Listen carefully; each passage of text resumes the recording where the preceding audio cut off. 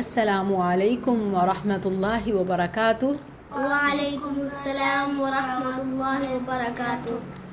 الحمد للہ مصلیاً علی محمد وآلہ ومن تلا۔ اللہ کے لیے حمد، رسول اللہ صلی اللہ علیہ وسلم کے لیے درود، اور آپ کی آل اور جو بھی اس میں شامل ہو اس سب کے لیے دعا۔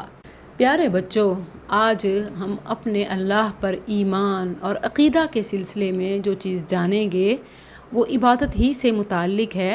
جب ہمیں یہ معلوم ہے کہ ایک مسلمان کی مکمل زندگی، اس کا جینا مرنا، اس کا بولنا کرنا سب اللہ کے لیے ہے، تو یہ عبادت ہے۔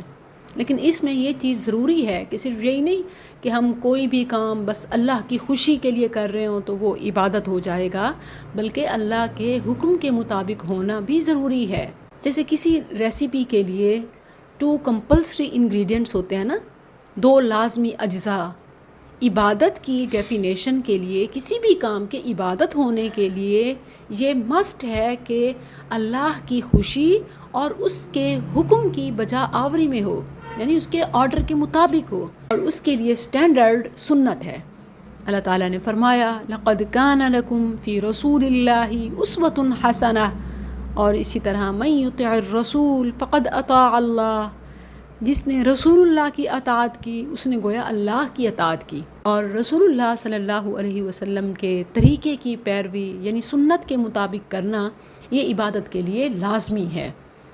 ایسے نہیں ہو سکتا کہ آپ کہیں میں تو اچھا کام کر رہی ہوں، اللہ کے لیے کر رہی ہوں اور اللہ کی خوشی حاصل کرنا چاہتی ہوں، جب کہ آپ اپنی مرضی کے طریقے سے یا کسی کے کہے کے مطابق یا کسی کتاب میں لکھے کے مطابق کر رہے ہوں، یعنی جو مشہور طریقہ ہوتا ہے یا جو لوگوں میں ٹرینڈ ہوتا ہے آپ اس کو فالو کر رہے ہوں۔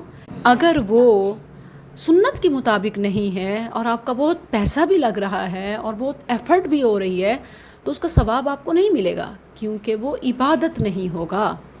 رسول اللہ صلی اللہ علیہ وسلم نے ہمیں ہر چیز میں مکمل رہنمائی دی ہے۔ اسلام میں کوئی بھی ایسی چیز نہیں ہے کہ جس کے سلسلے میں ہمیں گائیڈنس نہ ملی ہو۔ اللہ تعالیٰ نے اس دین کو ہمارے لیے مکمل کر دیا ہے۔ مطلب کوئی بھی چیز جو کسی انسان کو پیش آ سکتی ہے، ضرورت پڑ سکتی ہے، قرآن میں، حدیث میں اس کی مکمل رہنمائی، اس کا حل موجود ہے۔ آپ کو پتہ چل گیا عبادت کے لیے کون سی لازمی شرائط ہیں، عبادت کسے کہتے ہیں؟ اللہ تعالیٰ کی خوشی کے لیے سنت کے مطابق جو کام کیا جاتا ہے اسے عبادت کہتے ہیں۔ گڈ۔ تو آپ جب بھی کوئی کام کرنے لگیں تو ضرور چیک کریں کہ ہمارے پیارے نبی صلی اللہ علیہ وسلم نے اس کام کے لیے ہمیں کون سا طریقہ بتایا یا کون سا طریقہ سکھایا، تو پھر ہمارا وہ کام، خواہ وہ ہمارا اپنا ہو، کسی کا ہو، دین کا ہو، دنیا کا ہو، وہ ایز اے عبادت لکھا جائے گا کہ جیسے بندے نے اللہ کی عبادت کی ہو۔ بس ایک چیز کا خیال رکھنا ہے کہ کبھی بھی کسی کام میں ہم نے اپنی مرضی کو یا لوگوں کی مرضی کو اور لوگوں کے طریقے کو نہیں دیکھنا، بس اس پر فوکس کرنا ہے کہ قرآن میں کیا ہے اور حدیث میں کیا ہے، یعنی ہمارا ریلیجن، دین اسلام ہمیں کیا ٹیچنگز دیتا ہے، کیا سکھاتا ہے۔ اوکے، مجھے یہ بتائیں کہ اسلام کسے کہتے ہیں؟ جی، مسلمان کا مطلب ہے اللہ تعالیٰ کا فرما بردار۔ جی، اکیلے اللہ کو سب مان کر کہ وہی سب کچھ کر سکتا ہے، جو دینا چاہے، جو روکنا چاہے، جو پہنچانا چاہے، جو بچانا چاہے، سب کچھ اس کے اختیار میں ہے اور باقی سب محتاج ہیں۔ اکیلے اللہ کو سب مان کر اس کا فرما بردار ہو جانا، یہ اسلام ہے۔ اس کے لیے جو رول اینڈ لا ہے، یعنی قانون، اصول اور ایک بنیادی سی بات کہ جس کا اقرار ہوتا ہے سب سے پہلے، وہ ہے کلمہ توحید، لا الہ الا اللہ محمد الرسول اللہ۔ جی ویری گڈ، ماشاء اللہ، احسنتم۔ یعنی اکیلے اللہ کو ہی معبود ماننا اور باقی سب کا انکار کرنا، اور طریقہ کس کا چوز کرنا؟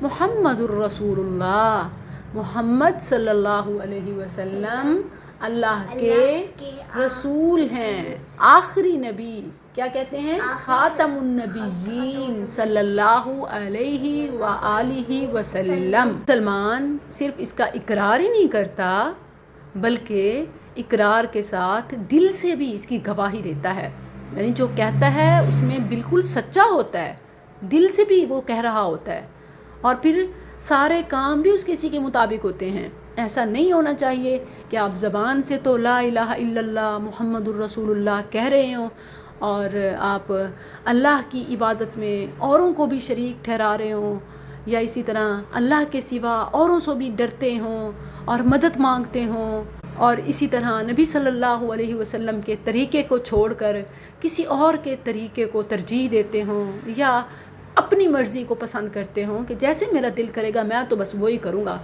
تو یہ کلمہ کی خلاف ورزی ہے، یعنی جو آپ کہہ رہے ہیں آپ اس سے پھر رہے ہیں۔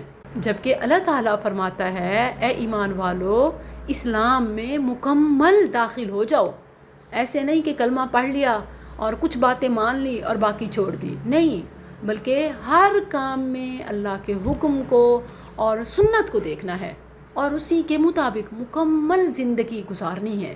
دس از ریئل اسلام، اصل میں اسلام یہ ہے۔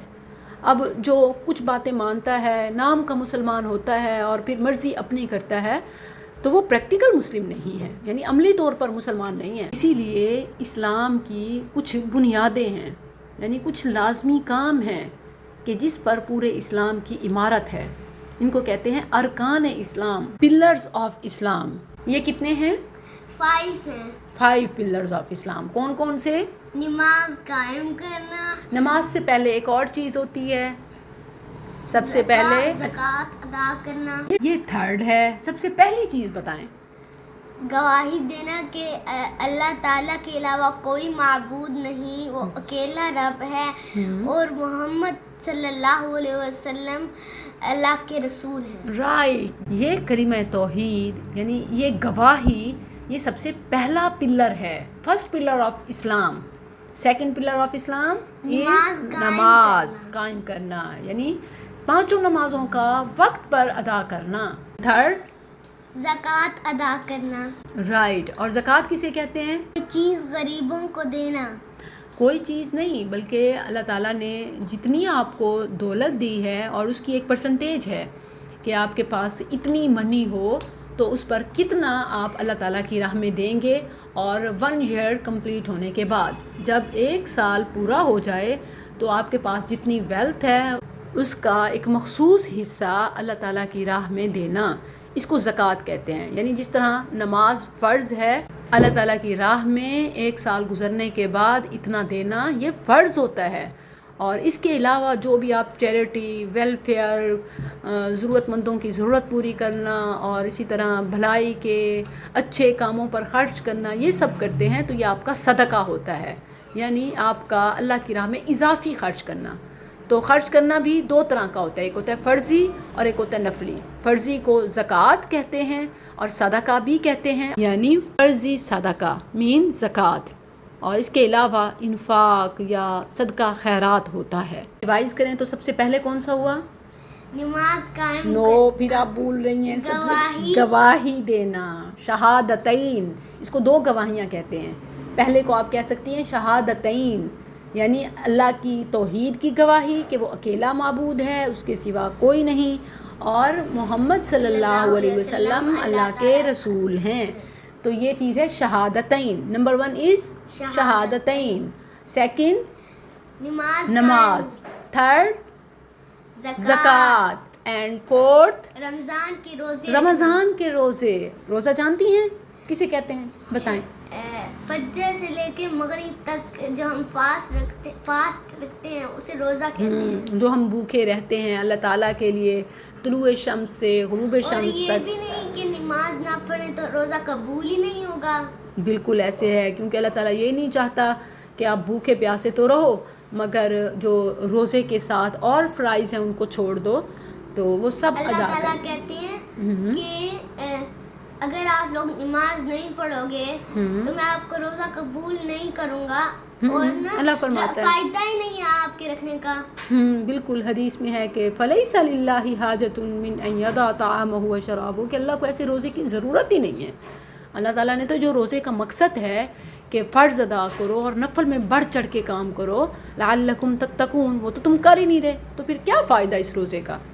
اور لاسٹ 5th پلر، اللہ کے گھر کا حج کرنا. اللہ کے گھر کا حج کرنا. اب حج آ رہا ہے، اللہ تعالیٰ ہم سب کو حج کی توفیق دے، اپنے گھر بلا لے، مسجد نبوی میں زیارت اور نماز کے لیے ہمیں چن لے. یہ سب سے چھوٹا پیارا بچہ بیٹھا ہے، یہ ہمیں سناتا ہے. آپ کیا پڑھ رہے ہوتے ہو؟